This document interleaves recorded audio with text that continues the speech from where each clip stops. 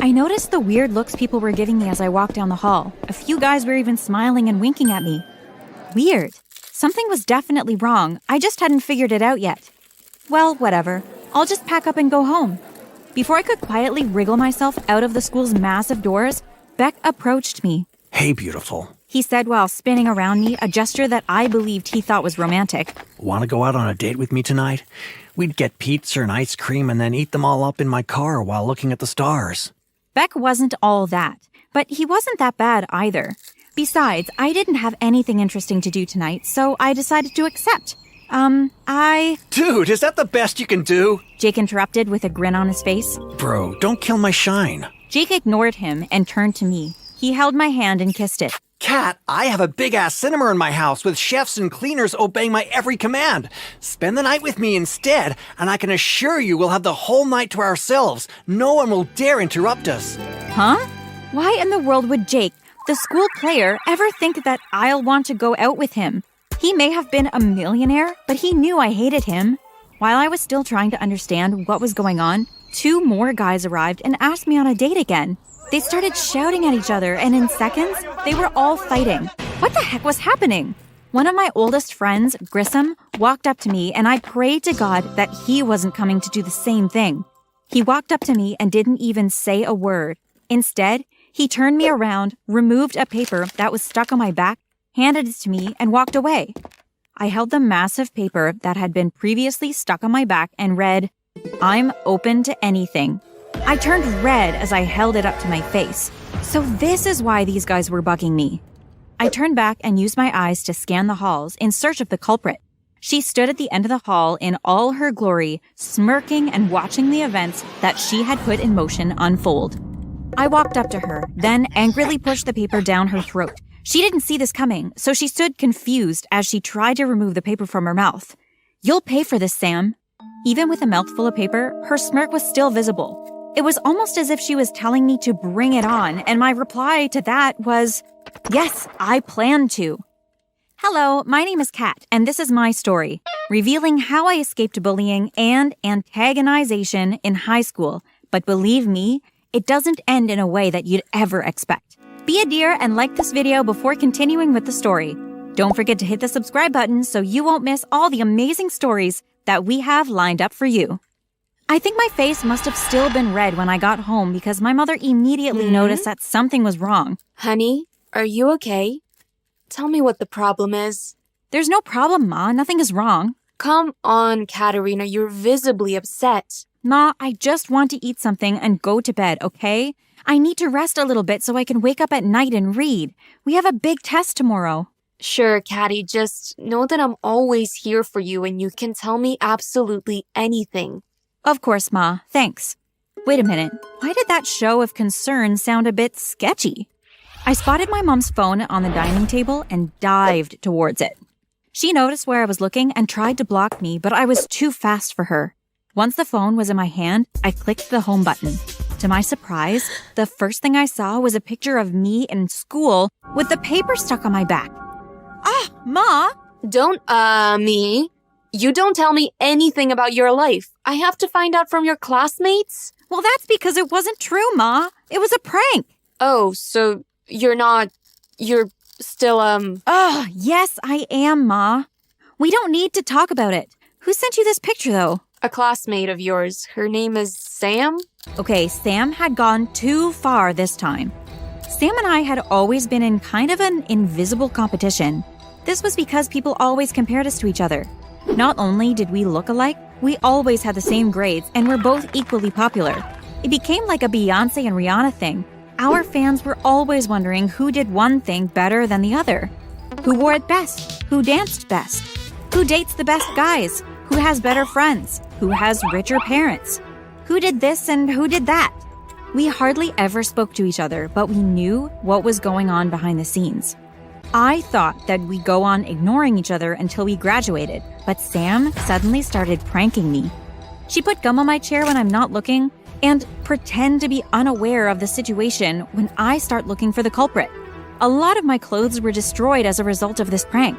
She'd tear my books, put spiders in my shoes, put rats in my locker and school bag, hide my outfit before gym session was over, and so many other things. I tried my best to ignore her, hoping she'd eventually stop, but the pranks just kept getting worse with each passing day. I had to stop her in her tracks before the whole thing could blow out of proportion, and I could only do this by playing the winning prank. I know she thought she was doing a good job with her pranks, but everyone knows that you shouldn't prank psychos, simply because you can't beat them at a game they invented. I'm not a psycho though. Wink. It was a hot Wednesday afternoon, and we just finished cheerleading practice. With an evil smile on my face, I watched Sam enter the bathroom to clean up. A few minutes later, we heard a shriek and all rushed to the bathroom to see what was wrong. The sight was even more amusing than I had initially imagined. Sam's long, beautiful hair was all gone. I mean, who still falls for the old Nair and shampoo trick in this century? Well, she did, but I pretended to be as shocked as everyone else. We both shared a look, and it was obvious that she knew I did it, but she didn't say anything. I wasn't done with her, though. I had more pranks up my sleeve. I'd put gum in her hair when she's sleeping, fill her bags with stones instead of books, and much more. The next day, Sam came to school with a wig which I accidentally removed while walking past her in class. The guys who were still unaware of Sam's baldness at this time were astounded. They started laughing and throwing spitballs on her bald head, and eventually slapping it, despite the fact that I was begging them to stop as it was enough. Sam left school immediately, crying and shaking, leaving her wig on the floor. Feeling bad, I picked up the wig and followed her, hoping to apologize, but what I saw in her house made me even more angry. Sam was always begging about her mansion and rich parents. She insulted everyone that she felt was below her and always called me poor because I came from a middle-class family. But I had followed her home for the first time, and the home that was in front of me was a trailer. I was so mad. The next day, I gave Sam a grand welcome and apologized to her, giving her back her wig and telling her to use it instead of the new one she came with, because the old one made her look prettier. Sam went to the bathroom and came back with the old wig, smiling and thanking me, but she was in for a surprise. A few minutes later, tiny ants started crawling out of the wig, filling Sam's face. She tried to remove the wig, but it was stuck on her head. It couldn't come off. She tried to run to the bathroom, but she couldn't stand up. She was glued to her seat. She started scratching her face profusely, injuring her whole face. She struggled to stand up from her seat, but ended up tearing her skirt in the process, exposing her undies. She managed to run to the bathroom without her skirt, while the whole class laughed and cheered. I just sat at my desk in the corner, silently watching the whole thing unfold. Sam was a bully. She had hurt everyone in the class one way or the other, so everyone was glad that she was finally getting a taste of her own poison. Unfortunately, an ambulance had to be called because Sam had scratched her face badly.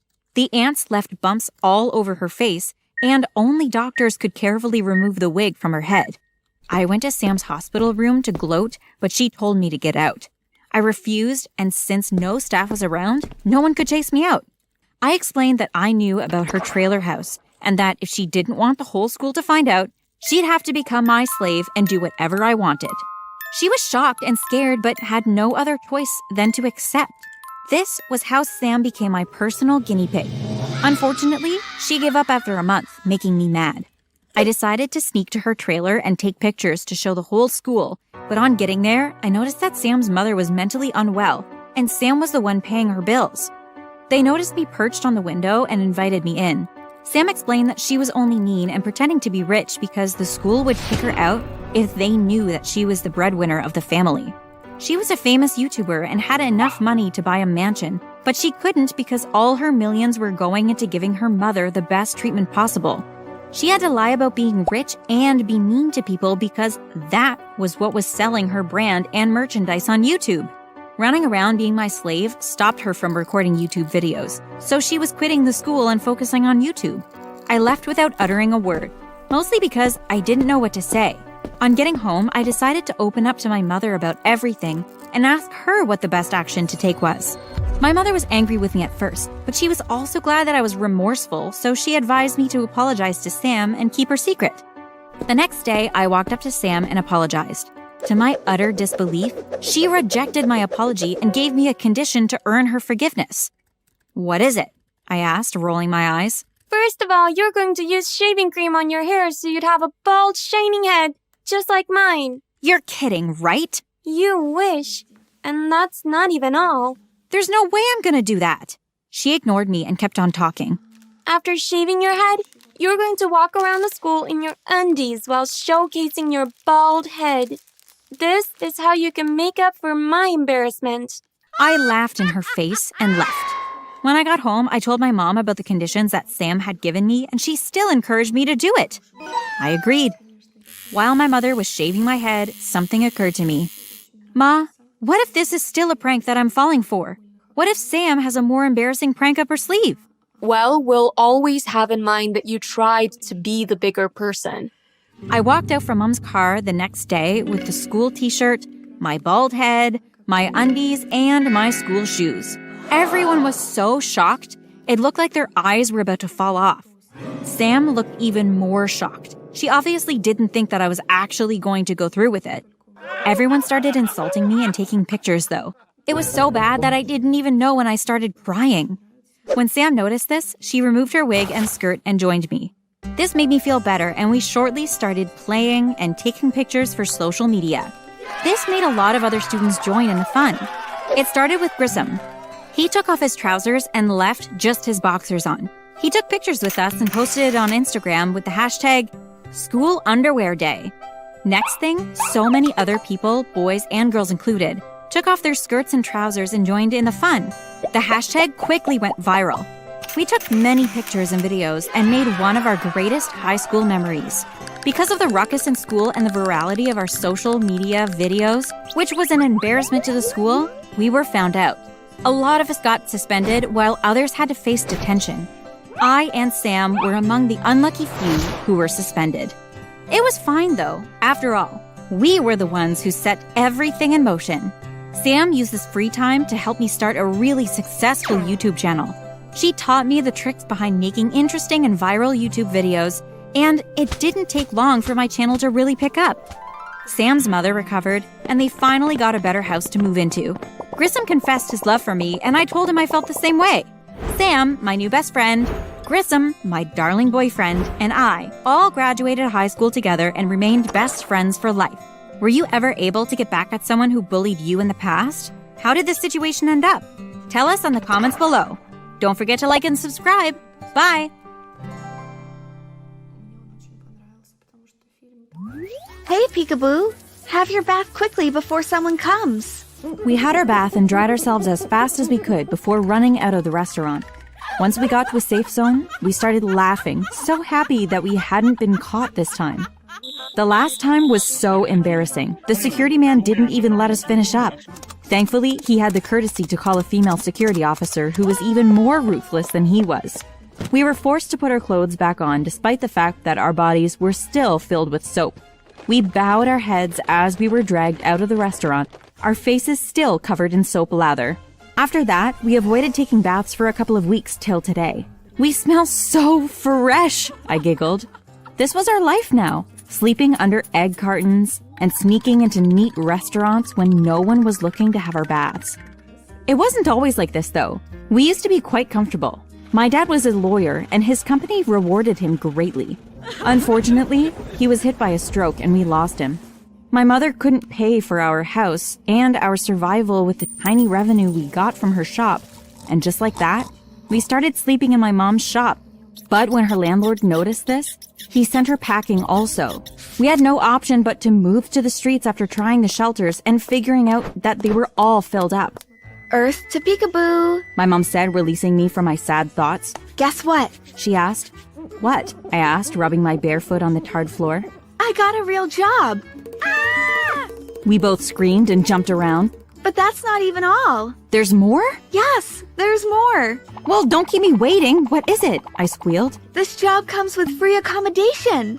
Ah! We squealed again. Can we leave now? Immediately. My mom squealed. I packed the little I had, which was almost nothing, and followed my mother, kissing the egg carton that had kept me warm for a year goodbye. As we ran off, I noticed that some homeless people there were giving us the bad eye. They were obviously not happy that our lives had become better. I felt bad for them, but we obviously couldn't take them along with us. I waved at them, but no one waved back. I tried waving again, but my mother dragged me off. We got to our new quarters, and there were just 2 tiny beds in the room. It was more than comfortable for us. Better than sleeping on the hard street floor. Mom resumed her cleaning duties at the law firm that employed her the next day, while I stayed at home because I couldn't go to school. I spent my days reading all the books that I could lay my hands on in the library, and sometimes I helped my mother with her cleaning work. This was our life for 4 years until one day, when my mom mistakenly bumped into a lawyer while cleaning. I'm so sorry, sir. The man turned towards her angrily. Her dirty cleaning water had stained his white trousers. Once he looked at her face, his expression turned to surprise and then back to anger. Mrs. Peekaboo? I'm sorry, sir. Do I know you? Do you know me? He laughed. Where's your daughter, Peekaboo Jr.? Me! I ran towards him and he lifted me up. Mr. Samaritan! I remembered, hugging him. Wow, you've grown so big, P. Jr. How old are you now? 10. My mother's eyes widened when she finally recognized him. Oh my God, Mr. Samaritan! He hugged her too and she burst into tears. Mr. Samaritan was one of Dad's oldest friends. He had an accident around the same time my dad suffered the stroke attack, so he was admitted and out of it during the burial. When we started living on the streets, we sold all our gadgets to survive and no one could contact us anymore. Can you tell me why you're cleaning floors? He asked my mom angrily. My mom just shook her head, tears streaming down her face. Didn't your husband leave you anything? Pack you and PJ Jr.'s bags immediately and follow me. You know what? Just leave them. Leave them where they are. I'll have them thrown out. Follow me. If you think anything is going to happen between Mr. Samaritan and my mom, tell us in the comments below. Like and subscribe if you are enjoying the story so far. What about my boss? I have to resign respectfully. He is my friend. I'll talk to him and thank him for his help. Don't worry about that. Mr. Samaritan literally dragged us into his limo. He gave my mom a job in his company and a house in his workers' quarters. I was also enrolled in a great school immediately, and somehow I was able to catch up to my grade mates because I'd been reading so much. It turned out that Mr. Samaritan's wife had also died a few years ago due to some kind of heart disease, and this was around the same time that my father died. My mom and Mr. Samaritan had similar experiences, so they had a lot to bond over, and sooner rather than later, they fell in love and got married. When it was time for their honeymoon, I was told that it was my duty to babysit my new stepsister, Happy. Happy never liked me, no matter how hard I tried. I decided to stop trying, and we just never spoke anymore.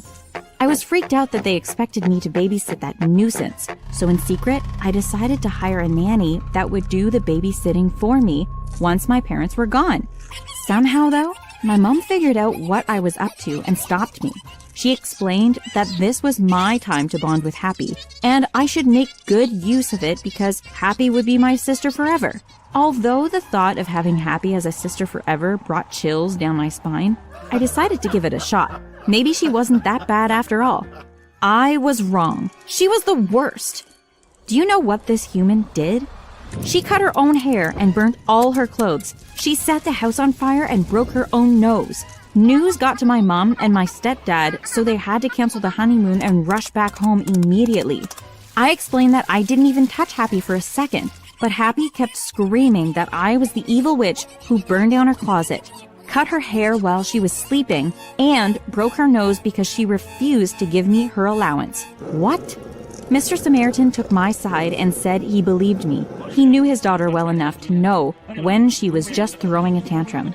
He angrily made the decision to send Happy to boarding school for being such a nuisance, but I pleaded for her and he accepted. I guess this made Happy feel guilty because she started being kind to me and somehow we became friends. We all lived happily for 2 years until things started changing. My school went for an excursion in Paris. While we were walking on the road, I thought I saw my dad for a second, but I knew that it wasn't possible. When we entered the art gallery, I saw him again, clear as day. So I walked up to him and tugged on his shirt a little. Dad? I saw how the expressions changed on his face. From recognition to pain, to utter disbelief to anger, and then to pretense. I knew he was my dad, and I knew I recognized him. I may have been just 12, but I definitely wasn't stupid. I'm sorry, but I think you may be mistaking me for someone else, kiddo. I'm not your dad. He quickly walked off, but not before I took some pictures of him with my camera. Kiddo, I tried figuring out why that word gave me goosebumps. It reminded me of my dad. Only my dad called me kiddo. It was him. He was alive. I left the excursion and followed him into an alleyway where he started arguing with a strange woman in French. Click, click. I took more photos of them, but they noticed me and started chasing me. I ran straight into some thugs, and the thugs tried to kidnap me, but my dad quickly saved me by beating them up as I ran away. When I got to the art studio, they were already leaving. I ran towards the school bus, and luckily the people on the street noticed me and started shouting for the bus to stop. Seeing that I was screaming and running towards it, the bus stopped and I was glad that I was safe. As I looked at the road from the back of the bus, I saw my dad standing and staring at me. I waved goodbye and he waved back before turning and walking away. When I got home, I didn't tell anyone what happened to Paris. A couple of weeks later, Mr. Samaritan's supposedly dead wife walked right through the front door and announced, I'm back. She was surprised to see me and my mother in the house, so she asked, Who are you? And what are you doing in my house? before fainting. We called our family doctor to examine her, and he said that she was perfectly fine. When she woke up, she claimed that she had amnesia and couldn't remember anything that had happened for the past 7 years after her supposed death. My mom, who was unnecessarily kind, decided to let their former Mrs. Samaritan stay in the same house with us. I warned her, explaining that this was a bad idea, but she simply shunned me, telling me to think less about myself sometimes and more of other people, like my stepsister Happy. Happy was elated when she realized that her mother was alive after all. I agreed to let her mother stay with us when I saw how happy it made her. One day at dinner, the sad topic of my dead dad came up. My stepdad talked about how great my dad was. According to him, my dad was selfless, resourceful, kind-hearted, and the best man he ever encountered. This made his former wife burst into laughter. Excuse me, I'm so sorry. I just remembered something funny. So sorry for interrupting. I'll just be in my room upstairs. Happy's mother's reaction to her ex-husband praising my dad was questionable, so I finally decided to tell my parents about what happened in Paris. I went to my secret spot in my room to get my camera, but to my surprise, it was empty. My camera had been stolen. I knew exactly who was responsible for this. Before I could confront her, my room door opened and she walked in. Oh, what are you looking for, sweetie? You know exactly what I'm looking for because you took it. Where's my camera? She just laughed. That's why you came here, isn't it? My dad sent you to get rid of the pictures? Why? Why did you both fake your deaths and disappear, leaving your children and partners behind? Why? Because we were in love, you fool. And everything was fine until you came to Paris and saw us, spoiling everything. I should have you beaten right now, She said as she came closer to me. What about Happy? What about me? Who cares about you two? One parent was enough. Whatever. I've gotten what I came for, so I can leave, She said as she bounced towards the door. To her surprise, immediately she opened the door, my mom gave her a terrible slap, subsequently jumping on her, making them get into a scuffle. Happy just stood there crying. Mr. Samaritan managed to separate the two women. He made his ex-wife sign divorce papers to make his marriage to my mother legal. Seeing how angry everyone was, she signed the papers. After this, he sent her out of the house and told her to never return. We were all saddened by the realization. Everyone was visibly hurt. Neither my dad nor Happy's mother died. They both faked their death and ran away together. She left her husband, who loved her so much, and her newborn daughter Happy all alone. She didn't even care till this very day. My dad's actions were much worse. All this time we were suffering, living on the streets, eating scraps, cleaning after other people, and he was living his best life in Paris. He didn't bother leaving anything for us before he eloped. He just left, not caring about how we'd survive. We all sat at the dining table, lost in thought. Me and Happy's eyes locked for a second, and it was like we were thinking the same thing. What did we do to deserve such hate and hurt? I think we should watch a movie. Mr. Samaritan suggested, and we all agreed. He played The Fault in Our Stars, and we watched it while eating popcorn, pizza, and ice cream. We cried profusely, but deep down we knew that we weren't crying because of the movie. We were just letting the hurt out. A few days later, we got a mail package from Paris. It contained 3 letters of apology written by my dad. One for Mr. Samaritan, one for Mom, and one for me. Attached to me and Mom's letters were checks of $500 million each. Hearing from him made me cry even more. After some time, we were finally able to get over the pain, realizing that we didn't need these people anymore. They'd not been a part of our lives for 7 whole years, and we'd been happy. We had a new family now, and we loved each other more than anything else in the world. The experience brought our family together. Happy and I got closer, and the love bond between Mr. Samaritan and my mom grew stronger. Remember that you are worthy of love. It doesn't matter what you've gone through or who has hurt you in the past. You can still find love, happiness, and friendship again. Please like this video if you enjoyed it, subscribe to our channel, turn on post notifications, and tell us if you've ever been hurt by someone you loved in the past, including how you got over it. You might be helping a random stranger out. See you in our next video. Bye. As I ran towards the goal, dribbling the football as I went, I suddenly noticed my mom watching from the sidelines. My heart filled with joy. It wasn't often that my mom managed to make it to one of my games. You see, she has a very busy job as an accountant with a big city firm. She works long hours and usually isn't able to watch me play. The referee blew the whistle to signal the end of the match. I shook hands with the players from the opposing team and went to join my mom. "Mom, I can't believe you made it. I'm so happy you're here." But instead of giving me the smile I expected, my mom just scowled at me. I'm so disappointed in you, Luke. You played terribly. I was so shocked and confused. I couldn't understand why my mom was being so rude. But little did I know, things were only going to get worse. Just wait till you see what she did at the end of this story. I got into my mom's car and we drove home in silence. I was upset that she had criticized my playing, and she didn't seem in the mood for chatting either. When we arrived home, I took off my coat and was about to head upstairs to my room when my mom came into the kitchen. Where do you think you're going? Up to my room. I'm going to play a video game with Ben. That will have to wait. You have chores to do first. Aw, Mom, can't I do them later? I promised Ben I would play as soon as I got home. No, you can't. I'm sick of you spending all your time on that computer. Now you can start on the dishes, and then you can sweep the leaves up in the garden. I sighed and began to wash the dishes. What are you doing? Look, you've left food stains on the plate. Can't you do anything right? What has gotten into my mom tonight? She must have had a really bad day at work. She isn't usually this mean.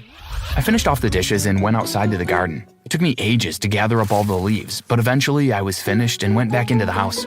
I picked up my phone and saw there was a text from Ben. Hey man, what happened? Thought we were gonna play. I started to reply. Sorry, my mom made me do chores. Okay, cool. Listen, do you want to come over to my house tonight? I'm having a party for my birthday. Yeah, great, I'll be there. I put the phone down and went to see my mom. I finished cleaning up the leaves, Mom. I was expecting her to thank me, but instead she just kept on complaining and being mean to me. Mom, what's wrong with you? Is this your hormones or something? I mean, is it that time of the month? There is nothing wrong with me. It's you, Luke. You're always so selfish. You never think of anyone but yourself. I couldn't believe what she was saying. I was the least selfish person you could ever meet. Everyone always told me how kind and considerate I was. I don't think you're being very fair, Mom. You see? Look how cheeky you are being to me now. Well, I'm not going to stand for this behavior from you. That's it. You're grounded. What? No, you can't do that. Just watch me. But I'm going to Ben's house tonight. It's his birthday party. Well, I'm sorry. You'll just have to miss it. Now go to your room. I was so annoyed with my mom, but I knew that there was no use trying to argue with her. She never changed her mind once it was made up. I went upstairs to my room and sat on my bed. What did I do? I don't deserve to be treated like this. I'm beginning to think she isn't even my mom. My mom would never normally treat me like this. She's never rude and mean. Why has she suddenly started acting this way? The more I thought about it, the more I began to be suspicious that there was something else going on with my mom. Something was making her act differently towards me, and I was determined to find out what it was. So I decided that I would do some snooping. The following morning, my mom left early to go to her job at the accountant's. I watched her drive away, and when she was safely out of sight, I went upstairs to her bedroom and began to look through her things. Everything seemed pretty normal until I noticed something strange on her bedside table. It was a man's beard razor and shaving cream, and there was a disposable telephone. I was so shocked. So that's what's been going on. My mom is seeing someone. But who? And why would this new boyfriend make my mom act so differently towards me? You see, I've never known my father. Mom told me that he's some loser who doesn't deserve our time. And to be honest, I've never been bothered to find out more about him. I've always been happy with it just being me and my mom. She's enough for me. But now it looks like I might have a new father. But if it means that she's going to treat me so badly, then I don't think I want her to have this new boyfriend. That night when my mom came home from work, I didn't mention anything to her about finding the razor and other stuff. I pretended as though everything was fine. And Mom wasn't too mean to me, so we had a reasonably good night. I had probably only been asleep for about an hour when something woke me. What's that? I listened again. There was a noise coming from my mom's bedroom. Aha, the secret boyfriend must be there. I'll burst in on them and confront them here and now. I climbed out of bed and crept quietly towards my mom's room. I was scared, but I opened the door and turned on the light. Ha! I caught you The sight before me made me freeze mid-sentence. Instead of seeing my mom with her new boyfriend, there was just a man changing into some pajamas. But that wasn't what had shocked me. The strange thing was, the man was wearing my mom's clothes. Who are you? What did you do with my mom? Why are you wearing her clothes? The man just sighed. Luke, I'm your father. I had no idea what was going on. What do you mean you're my father? My father ran away and left us when I was very young. The man sat down on my mom's bed. Come and sit here with me and I will explain everything. No, I'm not coming anywhere near you. Just tell me what's going on and what you've done with my mom. The man looked at me and sighed. Luke, your mom and I were very young when we had you. At first everything was fine, but after a while it all became too much for your mom. She started going off the rails and eventually she became really crazy. I tried my best to help her, but there was nothing I could do. Eventually, she ended up being assigned to a psychiatric asylum. That's where she is now. My head was literally spinning with what he was telling me. Can this really be true? I was left with a baby to look after, but that wasn't the real problem. I had no money and I had no idea what I was going to do to support you. That was until I saw an ad from a big company. They were looking for a female accountant. I was an accountant, but of course I wasn't female. Then I came up with the idea that I should dress up as a woman and apply for the job. I went for the interview and I got the job. So from that moment on, I spent all my life pretending I was a woman. I had to pretend to you that I was your mom. That's why I told you that your dad had left us. I needed for you to believe that I was your mom because I couldn't risk you spilling the beans. I need my job to support us. If my company found out that I was a man, I would lose my job and we would be poor. I couldn't let that happen. I was shocked, but something inside me was telling me that this man was telling the truth. Oh, Dad, you could have told me the truth. I would have kept your secret. Now maybe, but when you were 3, 4 years old, you might have slipped up by accident. I couldn't expect a young child to keep a secret. I could see that my dad had a good point, and I knew that he had only done what he had done so that he could provide me with a good life. Well, now that I do know, you can stop being a woman, at least when you're not at work. Well, that will be a relief. It's not easy pretending to be something I'm not all the time. You're not angry with me, are you? No, of course I'm not. I loved you when I thought you were my mom, and I still love you now that I know you're my dad. I ran over to my dad and gave him a big hug. It's good to have you back, Dad. It's good to be myself, son. But then a thought crossed my mind. Dad? Yes, Luke? Can I ask you something? Of course, anything. Why were you acting so mean to me before? My dad sighed again. I'm sorry about that, Luke. You see, I had heard your mom might be getting released from the psychiatric asylum. I was really stressed out because I was worried that if your mom came back here and found out about all the lies I had told, she might want to take you away from me. I was so worried I might never see you again. But I shouldn't have taken it out on you, though. I'm so sorry. Yes, I can understand how concerned you would be. What are you going to do? I don't... Suddenly, we heard the sound of the front door opening. I'm home. My dad looked at me and his face fell. My dad ran out of the bedroom and down the stairs with me following closely behind him. When we reached the bottom, I saw a woman standing at the doorway. My face fell in shock. Is this my... Hi, honey. The woman ran towards me and put her arms around me. I didn't know what to do. I just stood there as she hugged me. My dad looked terrified. I've missed you so much, Luke. We have so many memories to make up for. I looked at my mom and gave her a weak smile. I've missed you too, Mom. I said it because I had to, but it wasn't true. How could I miss someone that I never knew existed? I had had a mom, even though I now knew that it was actually my dad. But all my life, it was my dad that I had missed. He had been the one that I had longed for. It was just all so mixed up and confusing. I didn't know what was going to happen next. Will my dad tell my mom the truth? I suppose he will have to, otherwise he'll lose his job. That was 6 months ago. My dad did end up telling my mom what he had done. She was furious with him. How could you have lied to Luke for so long? So you're telling me that he hasn't been missing me because he thought that you were me? I'm sorry. I only did it so that I could get a decent job. I don't care. You could have found another job, couldn't you? Not one that paid as well as this one. So you only care about being rich. You don't care about me at all, do you? It didn't matter how much my dad tried to explain, my mom wouldn't forgive him for what he had done. She ended up calling the child care officers and reporting my dad to them. He was taken into custody. I lived with my mom for about a month, but it soon became apparent that she was still a little crazy. The child care officers paid daily visits to our house to check on how my mom was doing. Once they realized that she still wasn't quite there, they recommended that she go back to the psychiatric asylum for further treatment, and that I should be put into a foster home. That's where I'm living now. The people are fine, but they're not my family. I'll soon be 18, and when I am, I'll be able to leave here. It's actually going to work out well, as it'll be at the same time as my dad is due to be released from custody. I should be happy that I'm going to be able to live with my dad again, but I'm not. I'm still really confused. I just want my mom again. Well, not my biological mom, I mean the mom that brought me up. The one that I loved for so long, but she's never coming back. Because how can she, when she never really existed in the first place? In the first place. In the first place.